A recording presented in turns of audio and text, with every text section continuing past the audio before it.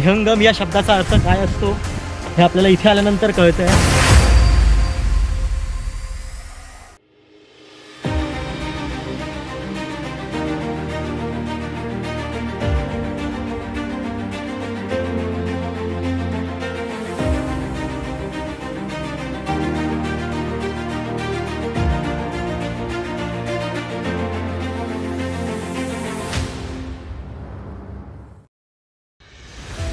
बलाढ्य असा तू उभा जणू द्वारपाल महाराष्ट्राचा, गर्जणारी डरकाळी थरथरे देह आजही गनिमांचा. तुझ्या कुशीत आजही जाणवतो भास गर्जनांचा, शिवशंभूचे तू श्रद्धास्थान साक्ष तू वचनांचा. नमस्कार मित्रांनो, पुन्हा एकदा स्वागत आहे तुमचं आपल्या या चॅनलवर. आज आपण चाललो आहोत दुर्ग वास्तुशास्त्राचे एक उत्तम उदाहरण असलेल्या कोथळीगडाला भेट द्यायला. खरं तर खूप दिवसांपासून प्लॅनिंग करत होतो कोथळीगडाला भेट देण्यासाठी, पण योग जुळून येत नव्हता आणि आज तो योग जुळून आलेला आहे. प्रत्येक गडाची काही ना काहीतरी ओळख असते. जसं की कलावंतीण आणि हरिहरगडाची ओळख आहे त्याच्या कातळात खोदलेल्या पायऱ्या, त्याचप्रमाणे कोथळीगडाची ओळख आहे कातळाच्या पोटातून बालेकिल्ल्याकडे जाणारा राजमार्ग. कोथळीगडाच्या नावातच त्याच्या वैशिष्ट्यपूर्ण बांधणीची ओळख दडली आहे. त्यामुळेच आजची भटकंती अविस्मरणीय ठरणारी होती. रायगड जिल्ह्यातील कर्जत तालुक्यात असलेल्या पेठ या गावी कोथळीगड उभा आहे.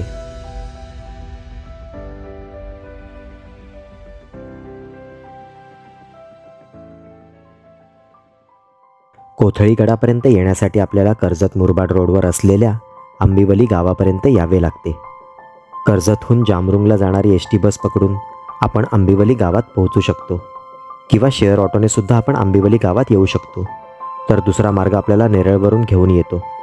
नेरळहून शेअर टॅक्सी पकडून आल्यास 30 रुपयात आपण कशेळे गावापर्यंत येतो व तेथून टमटमने 30 रुपयात आपण आंबिवली गावात पोहोचतो. स्वतःचे वाहन असल्यास गुगल मॅप लावून अगदी सहज आंबिवली गावात आपण पोहोचू शकतो.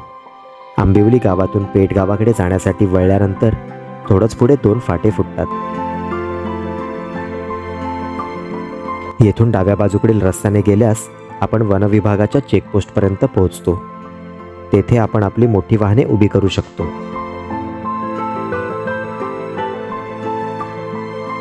पुढचा रस्ता खडकाळ व मातीचा असल्यामुळे बाईक घेऊन आल्यास थोडी कसरत करून आपण पेठ गावापर्यंत पोहोचतो.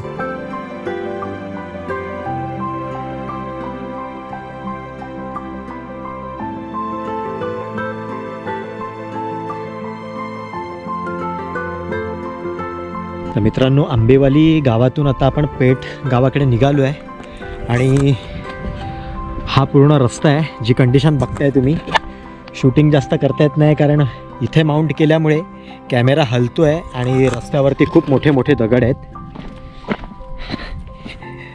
हे असे मोठे मोठे दगड आहेत, त्याच्यामुळे तरी इथे खूप बरा रस्ता आहे कारण ह्या बाजूने किंवा ह्या बाजूने आपण ही गाडी आणू शकतो आहे. ॲक्टिवा म्हणा किंवा नॉन गिअरची गाडी आहे ती आपण इथपर्यंत आणू शकतो आहे. पण इथून आता हा पूर्ण खडकाळ रोड आहे, असे मोठे मोठे स्टोन दिसत आहेत रोडवरती.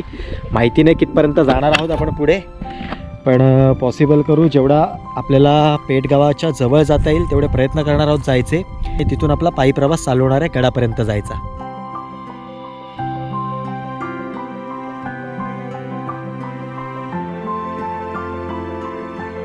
आपण आता भैरवनाथ भोजनालय कोथळीगड किल्ला पेठ या हॉटेलपर्यंत आलेलो आहोत आणि इथून आलो आपण.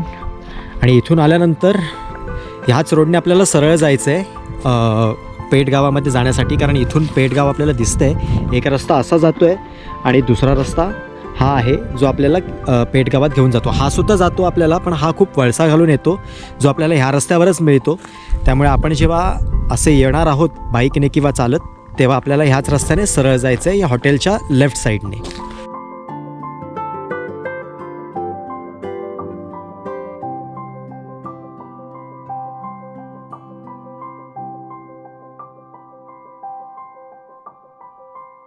आपण आता हॉटेल पेठ किल्ल्याजवळ आलेलो आहोत. माझ्या मागे जे आहे ते पेठ किल्ला हॉटेल आहे आणि ह्याच्याच शेजारी, या हॉटेलच्या शेजारी जेव्हा आपण खालून येतो तेव्हा इथे आपल्याला एक विरगळ पाहायला मिळते. ही ज्यांची विरगळ आहे त्यांचा झालेला जन्म, युद्ध करताना युद्धामध्ये आलेले मरण आणि स्वर्गवास असे 3 टप्पे आहेत जे या विरघळीवरती दाखवलेले आहेत. आणि आपण पाहू शकतो आहे की या बाजूला थोडीशी वेगळं कोरीव काम केलेलं आहे, पण सांगायचं तात्पर्य एकच आहे ह्यामधून सुद्धा.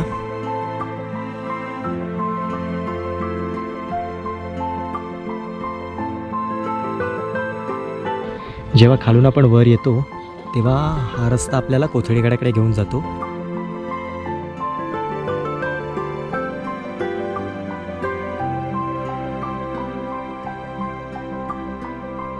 तर मित्रांनो, कोथळीगडाच्या बेस विलेजपर्यंत आपण आलेलो आहोत. आता पेठ गावात आलेलो आहोत आपण, आणि इथे पूर्ण बाईकचं पार्किंग आहे इथे. आणि ते जे आहे तो जो मोकळा माळा आहे तिथेसुद्धा आपण बाईक पार्क करू शकतो. आणि ह्या टॉयलेटच्या बाजूनेच आपल्याला किल्ल्यावरती जाण्यासाठी मार्ग आहे. आणि इथे वाटेत एक हॉटेलसुद्धा आहे. हे तुमचं रोज चालू असतं? हो, पण हे बाजूवाल्यांचं ती खाली गेलेत ना, म्हणून आम्ही इथे अच्छा, यांचं आहे. त्यांचे, हा. अच्छा, मग तुम्ही रोज असता इथे? म्हणजे कधी पण असं वाराला, इतर वाराला आलं तरी तुमचं उघडं मिळतं? हो, इथं असतं कधी अच्छा. पण नाही आलं तरी. अच्छा. आणि वरती आहे आत्ता हॉटेल की हो, आहेत ना. आहे? आले आले तर शक्यतो आले आले. पाण्याची बॉटल कॅरी करू नका, हॉटेल उघडं आहे म्हणून म्हणत आहेत त्या ताई. तर आता इथून आपला कोथळीगडाकडे जाण्यासाठी प्रवास सुरू करूया. कोथळीगड चढण्यासाठी सुरुवात झालेली आहे आपली. आणि पेठ गावात बाईक पार्क करून लिंबू सरबत पिऊन आपण निघालो आहे कोथळीगडाच्या दिशेने. आता काही पर्यटक आलेले आहेत इथे. कोथळीगड उतरत होते, उतरून आलेले आहेत खाली. त्यांना विचारलं तर ते सांगतायत की आपण नॉर्मल स्पीडने चढलो तर 1 ते 1.5 तास लागतो. आता आपण शूटिंग करत जातो आहे त्यामुळे आपल्याला माहिती नाही आहे किती वेळ लागणार आहे ते, पण खूप एक्साइटमेंट आहे. त्या पायऱ्या, जो कातळातून बालेकिल्ल्याकडे जो मार्ग गेलेला आहे तो पाहण्याची. त्यामुळे तुम्ही व्हिडिओ स्किप करू नका, पूर्ण पहा, कारण पूर्ण व्हिडिओमध्ये गडाची इन्फॉर्मेशन देणार आहे मी, त्यामुळे स्किप करू नका. मुंबईपासून 100 किलोमीटर, पुण्यापासून 125, तर नाशिकपासून 169 किलोमीटरवर भीमाशंकर डोंगररांगेपासून विलग शिवपिंडीच्या आकाराचा एक सुळका आपले लक्ष वेधून घेतो. हाच तो कोथळीगड. उत्कृष्ट दुर्ग वास्तुशास्त्र, स्थापत्यशैली, कमी जागेचे अचूक नियोजन आणि गडाचा धगधगता इतिहास यामुळे गड पाहण्यासाठी येणाऱ्या दुर्गप्रेमींची संख्या फार आहे. जवळपास 2000 फूट उंच असणाऱ्या गडाची चढाई मध्यम आहे. पायथ्याला असलेल्या पेठ या गावामुळेच याला दुसरे नाव पेठचा किल्ला असेही आहे.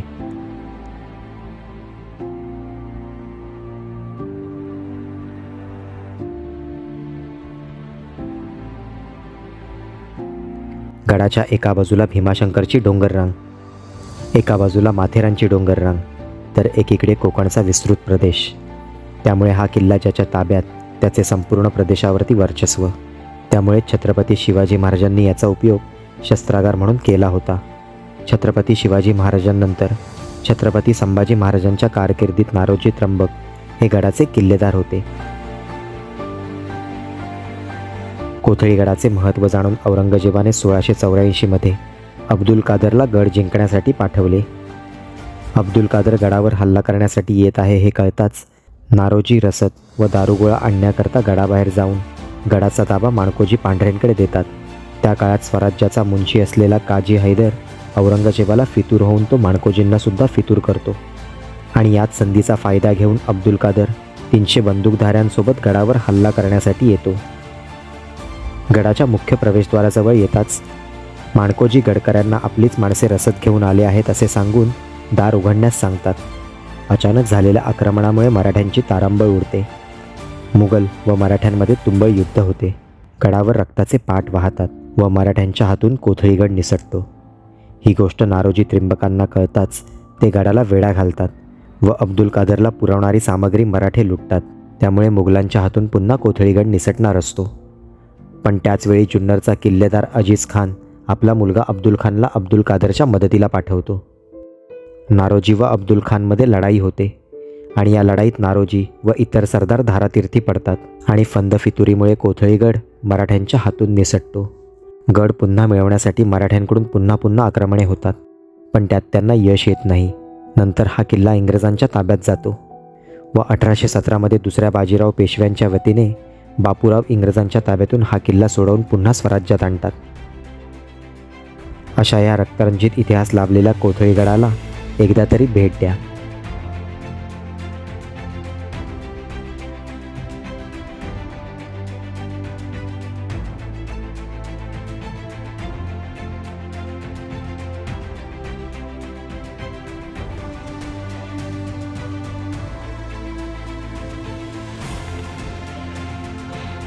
पंधरा मिनटं चालूनच हालत खराब झाली आहे.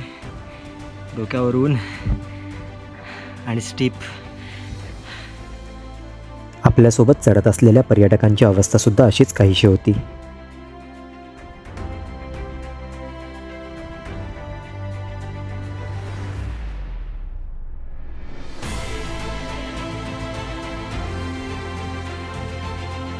पंधरा मिनटाच्या खड्या चढाईनंतर आपण या गडाच्या मुख्य प्रवेशद्वाराजवळ येऊन पोहोचतो. प्रवेशद्वाराची खूप पडझड झालेली असून फक्त भिंतीचे अवशेषच आपल्याला पाहायला मिळतात. येथूनच आपण गडाच्या पहिल्या टप्प्यात प्रवेश करतो.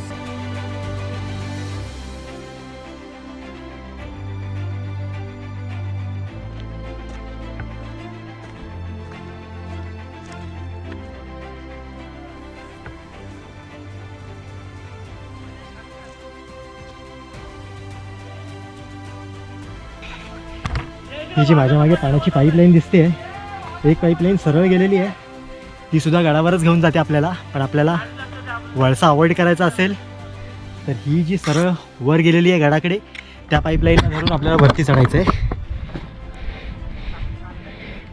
ही पाईपलाईन सरळ आपल्याला वर घेऊन गेली आहे.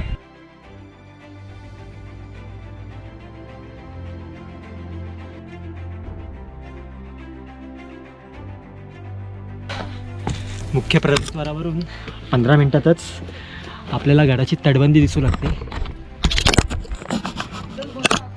ही गडाची तटबंदी आहे जी आता आपल्याला दिसते, आणि इथूनच ह्या कातळात कोरलेल्या पायऱ्या आहेत ज्या आपल्याला त्या तटबंदीपर्यंत घेऊन जातात.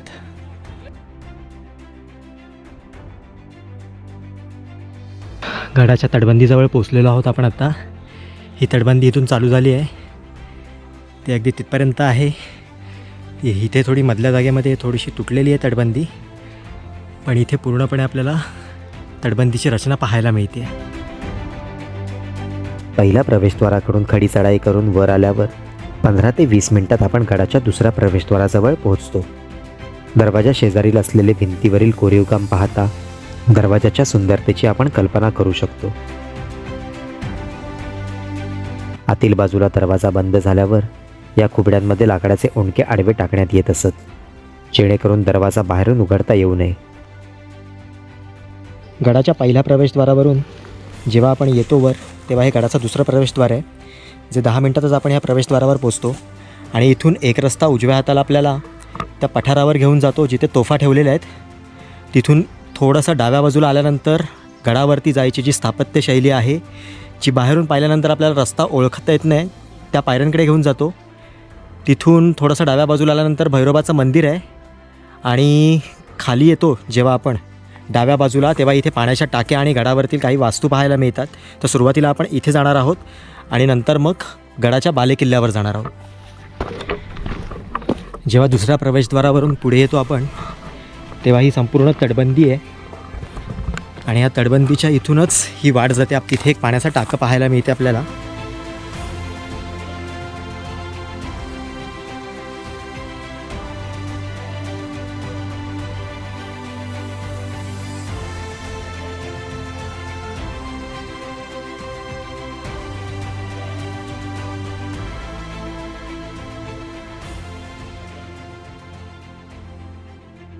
पहिल्या टाक्याकडून पुढे आल्यावरती हे इथे दुसरं टाकं आहे. संपूर्ण पाण्यावरती शेवाळ आहे.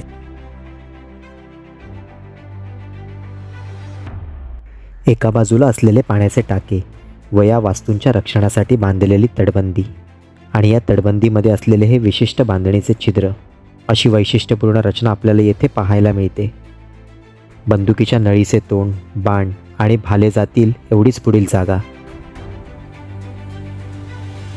जेणेकरून बाहेरील सैन्याला निशाणा साधायचा झाल्यास हल्ला कुठून होतोय हे कळू नये, परंतु आतील सैन्याच्या माऱ्याच्या टप्प्यात बाहेरील सैन्य कायम असेल.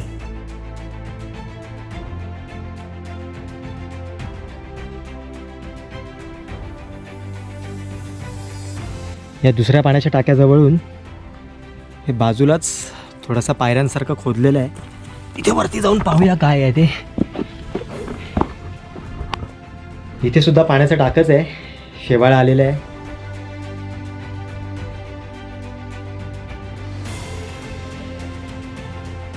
एक, दोन, हे इथे तिसरं आणि हे इथे चौथं पाण्याचं टाकं आहे.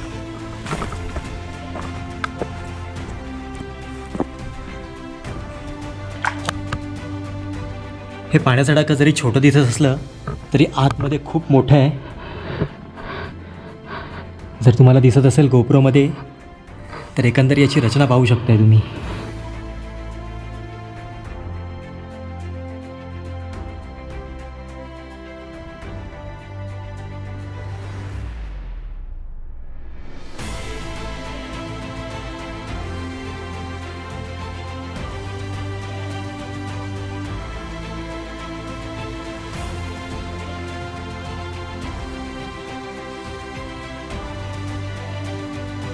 चौथ्या टाक्याजवळून जेव्हा येतो आपण तेव्हा इथे थोडंसं खोदलेलं आहे, जे बहुतेक पहारेकरांना बसण्यासाठी जी केलेली जागा असावी. आणि इथून थोडंसं पुढे आल्यानंतर पाण्याचं भलं मोठं टाकं पाहायला मिळतं आपल्याला.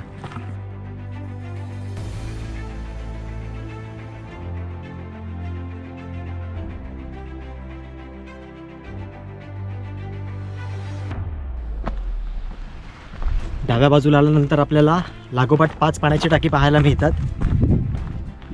आणि तिथून जेव्हा पुढे येतो आपण तेव्हा हा विहंगम नजारा पाहायला मिळतो सह्याद्रीचा, जे माथ्यावरती पवनचक्के आहेत.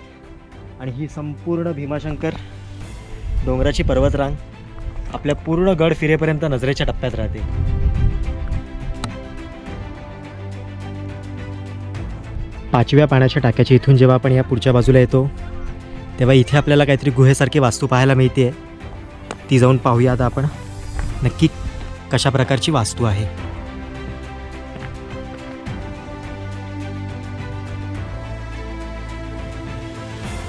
आता आपल्या द्रोणसोबत एक कांड घडणार होता.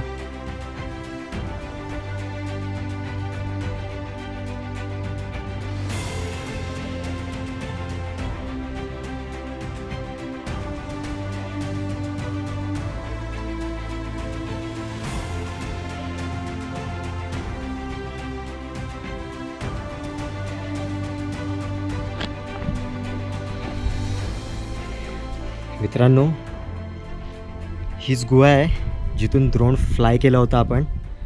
आणि थोडक्यात ड्रोन वाचला आत्ता आपला, कारण जेव्हा बालेकिल्ल्याच्या साईडला म्हणजे जिथे तोफा आहेत, जिथे असं प्लेन पठार आहे, तिथे जेव्हा ड्रोन गेला तेव्हा ड्रोनचा सिग्नल डिस्कनेक्ट झाला. आणि मला लक्षात येत नव्हतं, कारण मॅपवरती सुद्धा दाखवत नव्हते की ड्रोन एक्झॅक्टली कुठे येते. आणि त्यावेळेला ड्रोन बालेकिल्ल्याच्या वर होता आणि काही मुलं होती तिथे. त्यांना कॅप्चर करण्यासाठी मी ड्रोन जवळ घेऊन गेलो आणि जेव्हा जवळ गेलो तेव्हा ड्रोन डिस्कनेक्ट झाला. पण त्यामुळे जाम टेन्शनमध्ये आलो होतो. आणि जेव्हा सिग्नल आला ड्रोनला, मी अक्षरशः धावत गेलो खाली. आता ज्या गुहेत आहे तिथून मी खाली धावत गेलो. या इथे मोकळ्या जागेत गेलो आणि प्रयत्न केला की सिग्नल मिळतो आहे का ते बघण्याचा. आणि जेव्हा सिग्नल आला तेव्हा जो वरती बालेकिल्ल्यावरती मुलगा होता त्याचा फेस, म्हणजे हा जो फेस आहे एवढ्या जवळ आला होता ड्रोन. म्हणजे आज महाराजांचीच कृपा म्हणावी लागेल की आपला ड्रोन वाचलेला आहे. कारण प्रॉब्लेम आहे, त्याला सेन्सर नाही आहे, त्याचे सेन्सर काम करत नाही आहेत. त्याच्यामुळे मला हे लक्षात येत नाही की ऑब्जेक्ट ड्रोनपासून किती अंतरावरती आहे, कारण मला मॅपवरती काहीच कळत नाही. त्यामुळे पण एक रिस्क घेतो दरवेळेला किल्ल्यांवरती ड्रोन उडवायची. त्यामुळे माझ्याबरोबर कोणतरी असावं लागतं ड्रोन बघण्यासाठी. पण जेव्हा सोलो ट्रिप करतो आपण तेव्हा ह्या प्रॉब्लेमला आपल्याला फेस करावं लागतं. आता आपण चाललो आहे पूर्ण वळसा घेऊ. आता हे 5 पाण्याची टाकी, तिथून आपण यावरती गुहेमध्ये आलो. आणि इथून आता आपण इथून वळसा घालून गडाला पूर्ण वळसा घालून जाणार आहोत गडाच्या मुख्य बालेकिल्ल्यावर जायच्या प्रवेशद्वाराकडे. या गुहेकडून ही वाट आहे आपल्याला गडाच्या मागच्या बाजूला घेऊन जाण्यासाठी.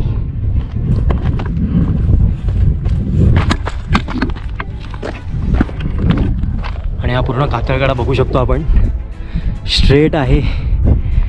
90 डिग्री कातळगड आहे हा. आणि याच्या साईडने ही वाट रे बापरे. इथे लक्षात येत असेल तुमच्या आता ही वाट बघितल्यानंतर की किती रिस्की पॅच आहे हा. तेव्हा आपण प्रयत्न करूया, जर पुढे आता हा तर पॅच रिस्की आहे, जर पुढे आपल्याला जाता येत असेल तर नक्कीच आपण ह्या वाटेने जाणार आहोत. वाट खूप रिस्की आहे, त्यामुळे शक्यतो इथून जायचा प्रयत्न करू नका. ही 5व्या पाण्याच्या टाक्याकडून जेव्हा तुम्ही गुहेकडे येता तेव्हा इथूनच परत रिटर्न फिरा माघारी आणि पूर्ण वळसा मारून ज्या त्या बाजूला ज्या वास्तू आहेत गडाच्या उजव्या बाजूला त्या पाहायला जा. पण इथे पुढे यायचा प्रयत्न करू नका कारण खूप रिस्की आहे.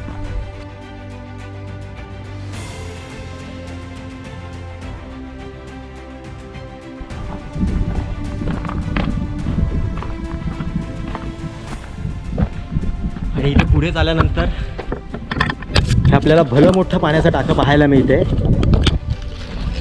आणि याची रचनासुद्धा वैशिष्ट्यपूर्ण आहे. इथे आपल्याला एक खांबसुद्धा पाहायला मिळतोय. भरपूर मोठं पाण्याचं टाकं आहे आणि हा इथे एक खांब कोरलेला आपल्याला पाहायला मिळतोय. आणि टाक्याची खोलीसुद्धा बऱ्यापैकी आहे, जवळजवळ 10 ते 12 फूट टाक्याची खोली आहे. वरती जरी पाणी खराब असलं तरी खालचा तळ आपल्याला दिसतो आहे. इथून खाली तुम्ही स्लोप बघू शकता की जर इथून आपला पाय घसरला जाताना तर आपल्याला कुठंच प्रोटेक्शन नाही आहे, कुठेच आपण अडणार नाही, डायरेक्ट आपल्याला खाली जायचं आहे. त्यामुळे इथून चालताना मित्रांनो योग्य ती काळजी घ्या.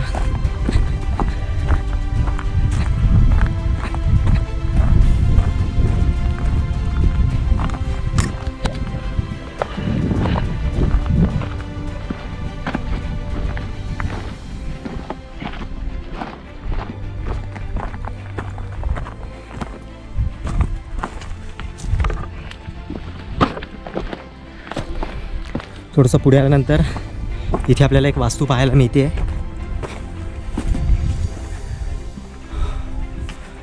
अरे बापरे. जेव्हा खांब टाकायची इथून आपण पुढे येतो तेव्हा ही जी वास्तू आहे ही वास्तू आपल्या नजरेत येते. आणि आतमध्ये आल्यानंतर याचं एकंदरीत स्ट्रक्चर आपण बघितलं,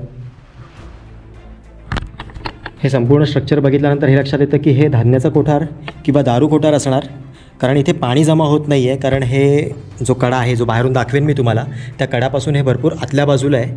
त्यामुळे जे पाणी येतं कडावरून वाहतं ते बाहेरच्या बाजूला जातं आणि आतमध्ये हा पूर्ण भाग कोरडाच राहतो आहे. ही संपूर्ण तटबंदी आपण पाहू शकतो आहे.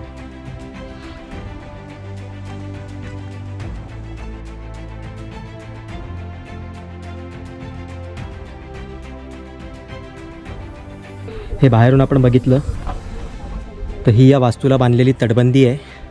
आणि हा जो कडा आहे हा पाहू शकताय तुम्ही की किती बाहेरच्या बाजूला आहे. त्याच्यामुळे ह्या ज्या कड्यावरून जे पाणी येतं ते पाणी इथे पडतं आहे आणि इथून ते बाहेर वाहत जात आहे. त्यामुळे आतला भाग हा पूर्णपणे कोरडा राहतो आहे.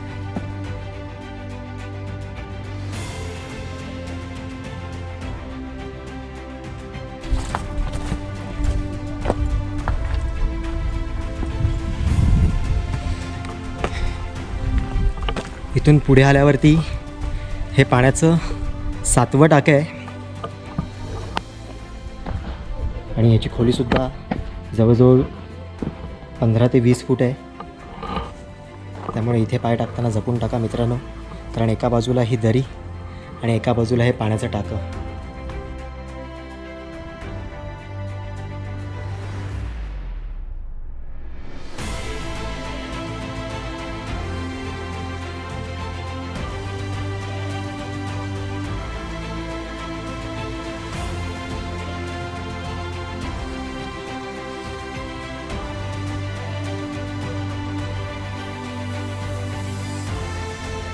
आणि इथून दूरवरती आपल्याला गडावरचा एकमेव बुरुज आहे तो दिसतो आहे.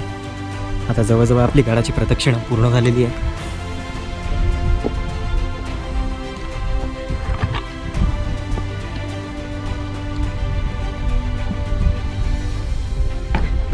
आणि एक पाण्याचं टाकं, हे 8 नंबरचं टाकं आहे आणि हे 9 नंबरचं टाकं आहे. हे जे 8 नंबरचा टाका आहे याचं पाणी खूप शुद्ध आहे. खालचा तळ दिसतोय आपल्याला आणि अजिबात घाण नाही आहे याच्यामध्ये, त्यामुळे हे पाणी आपण नक्कीच पिऊ शकतो. आणि खूप थंड पाणी आहे. 9व्या टाक्याच्या इथून या बुर्जाच्या इथे आलेलो आहे आपण आणि इथूनच हा 4 नंबर लिहिलेला आहे. आता हे काय आहे? अजून एक पाण्याचा टाका.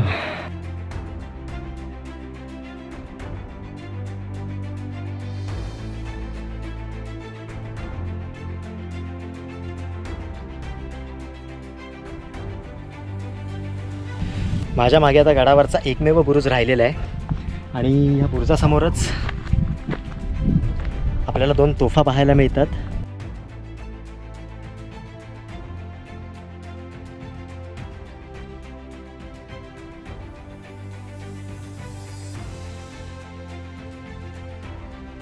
तोफांकडे पाहून आजही या शत्रूचा वेध घेत असल्याचा भास होतो. तोफांच्या इथून आता आपण चाललो आहे भैरोबाच्या मंदिराकडे. इथे एक मंदिर आहे आणि इथे सुद्धा एक पाण्याचा टाका पाहायला मिळते आहे. थोडे वर येताच गणेशाची शेंदूरलेपन केलेली प्रतिमा आणि पाण्याचे एक टाके आहे. यातले पाणीसुद्धा आपण पिण्यासाठी घेऊ शकतो.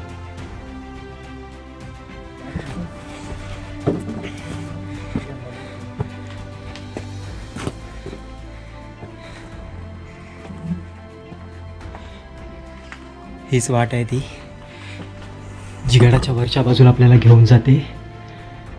त्याआधी आपण इथे पुढे जाऊन देवाचं दर्शन घेणार आहोत आणि नंतर बालेकिल्ल्यावर जायला सुरुवात करणार आहोत.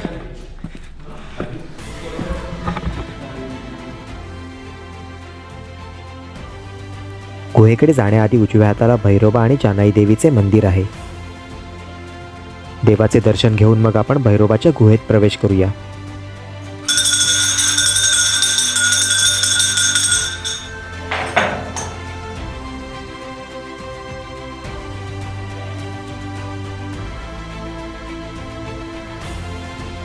गडाला प्रदक्षिणा मारून जेव्हा आपण भैरोबाच्या मंदिराच्या इथे येतो, हे माझ्या मागे भैरोबाचं मंदिर आहे आणि इथून जेव्हा आपण पुढच्या बाजूला येतो तेव्हा इथे भली मोठी गुहा पाहायला मिळते आपल्याला आणि इथे अगदी 25 ते 30 माणसं सहज राहू शकतात. हे खांब पाहिल्यानंतर असं लक्षात येतं आहे की हा मंदिराचा सभामंडप आहे आणि ही मंदिराची वास्तू आहे जी पूर्वी होती गडावरती, कारण ह्याच्या द्वारपट्टीवरती आपण बघू शकतो आहे उत्कृष्ट कोरीवकाम केलेलं आहे आणि इथूनच आतमध्ये ही खोली आहे. छताला आधार देणारे खांब आणि समतल भूमी हे या गुहेचे वैशिष्ट्य. खांबांवर नर्तका, देवदेवतांची शिल्पे व बारीक कोरीवकाम पाहायला मिळते.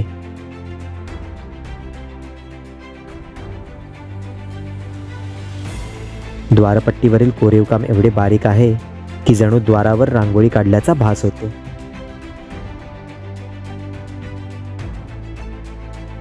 येथूनच आत गेल्यावर 2 खोल्या पाहायला मिळतात. त्यापैकी एक जुन्या मंदिराचा गर्भगृह असावा.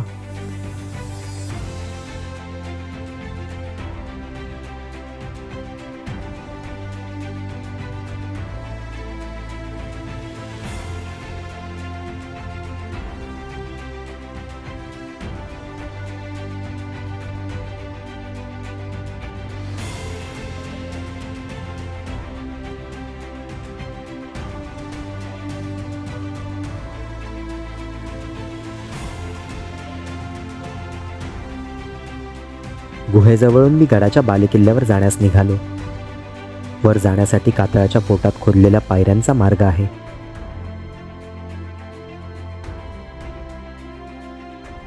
याची स्थापत्यशैली आपण बघू शकतो की बाहेरून गडावरती बालेकिल्ल्यावरती येण्यासाठी कुठून वाट आहे हे जोपर्यंत आपण इथे येत नाही तोपर्यंत लक्षात येत नाही आणि एक उत्कृष्ट स्थापत्यशैली आपल्याला इथे पाहायला मिळते. आणि थोडं वरती आल्यानंतरच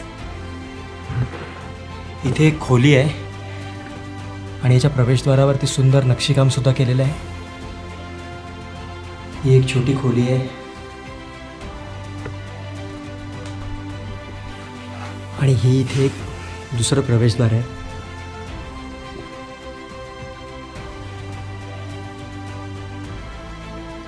ही एक वास्तू आहे.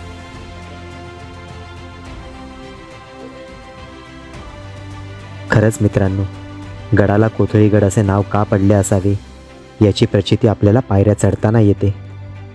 एका अखंड दगडाच्या पोटातून जाणारा मार्ग जणू या कातळाचा कोथळा काढल्यासारखा भासतो आणि हा मार्ग कसा खोदला असेल हे उत्सुकतेने आपण पाहत राहतो.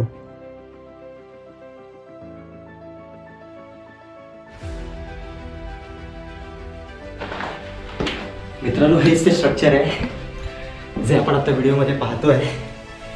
कारण हेच पाहण्यासाठी कधीपासून यायचं होतं. जसं म्हटलं, मी योग जुळून येत नव्हता, पण आज आला तो योग जुळून. आणि खरोखर जेवढं पाहत राहू तेवढं कमीच आहे. अशा प्रकारची इथे वास्तुकला आपल्याला पाहायला मिळते. म्हणजे खरोखर काय डोकं लावलं असेल त्यावेळेला.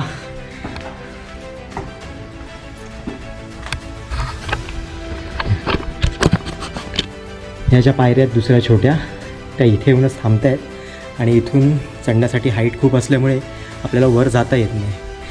त्यामुळेच या मोठ्या पुन्हा खोदलेल्या पायऱ्या आहेत जे आपल्याला वर घेऊन येत आहेत.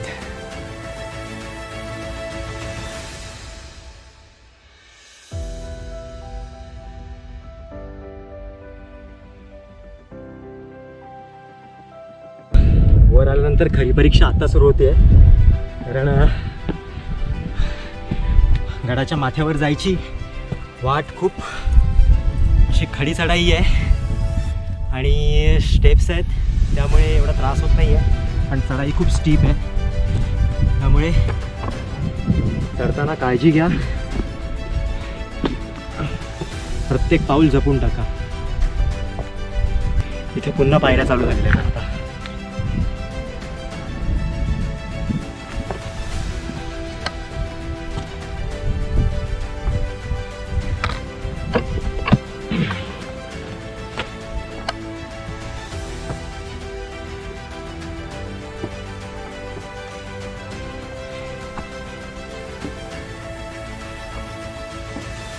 आणि गडाच्या मुख्य प्रवेशद्वारावरती आपण आता पोचलेलो आहोत. हे गडाचं तिसरं प्रवेशद्वार आहे. आपण आता गडाच्या शेवटच्या टप्प्यात आलो आहोत, तो म्हणजे गडाचा बालेकिल्ला. एका अखंड दगडात हे प्रवेशद्वार खोदले आहे आणि गडाला शोभेल असे गडाचे प्रवेशद्वार नव्याने बसवण्यात आले आहे. प्रवेशद्वाराच्या उजव्या बाजूला शर्बाचे व गजशिल्प आपल्याला पाहायला मिळते.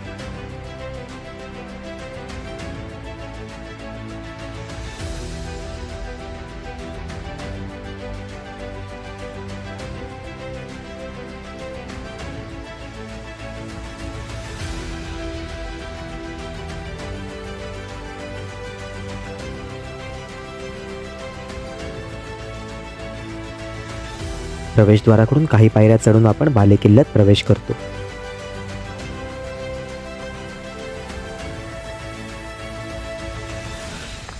मित्रांनो, गडाच्या माथ्यावर आलेलो आहे आपण.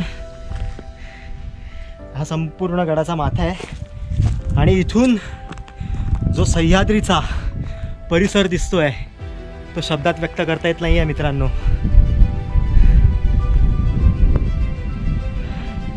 ही जी आहे ती भीमाशंकरची डोंगर रांग आहे. गोप्रोमध्ये किती दिसतंय क्लिअर मला कल्पना नाही आहे, पण ती भीमाशंकरची डोंगर रांग आहे. आणि ही इथे माथेरानची डोंगर रांग आहे आणि त्याच्यामध्ये हा कोथळीगड बांधलेला आहे. आणि उत्कृष्ट शिल्पकलेचा आणि उत्कृष्ट स्थापत्यशैलीचा नमुना आपल्याला गडावरती आल्यानंतर पाहायला मिळतो. आणि खरंच मित्रांनो, रिक्वेस्ट करतो, एकदा तरी कोथळीगडाला भेट द्या आणि इथली स्थापत्यशैली अनुभवा. इथून आपण वर आलो आहे. हे प्रवेशद्वार आहे. प्रवेशद्वाराच्या वरच्या बाजूला आहे आपण आणि इथूनच पुढे आल्यावरती हे पाण्याचं टाका आपल्याला पाहायला मिळतं. म्हणजे किती पुरेपूर उपयोग करून घेतलेला आहे हे बांधकाम करताना हे लक्षात येतं आपल्या. आणि हे इथे दरवाजाचे काही अवशेष पडलेले आपल्याला पाहायला मिळतात. गडाच्या माथ्यावरचं भलं मोठं टाकं पाणी पिण्यासाठी नाही आहे, कारण ऊन, झाडाची पानं त्याच्यामध्ये पडत असल्यामुळे पाणी पूर्ण हिरवं आहे. पाणी पिण्यासाठी नाही आहे, पण जबरदस्त गडाचा माथा फार छोटा आहे, अगदी 5 ते 10 मिनिटात आपला फिरून होतो. पण इथून पवनचक्क्या आणि विहंगम या शब्दाचा अर्थ काय असतो हे आपल्याला इथे आल्यानंतर कळतं आहे, जेव्हा हा आजूबाजूचा संपूर्ण परिसर आपल्याला दिसतो.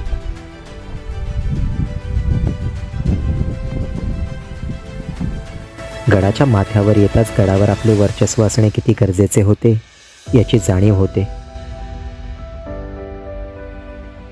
अतिशय प्राचीन कालखंडाचा साक्षीदार असलेल्या कोथळीगडाची सफर अंगावर रोमांच उभे करणारी आहे. मित्रांनो, गड फिरण्यासाठी नाही तर इतिहास जगण्यासाठी या, वास्तू पाहण्यासाठी नाही तर समजून घेण्यासाठी या. तेव्हाच हे इतिहासाचे बोलके साक्षीदार आपल्याबरोबर बोलू लागतील.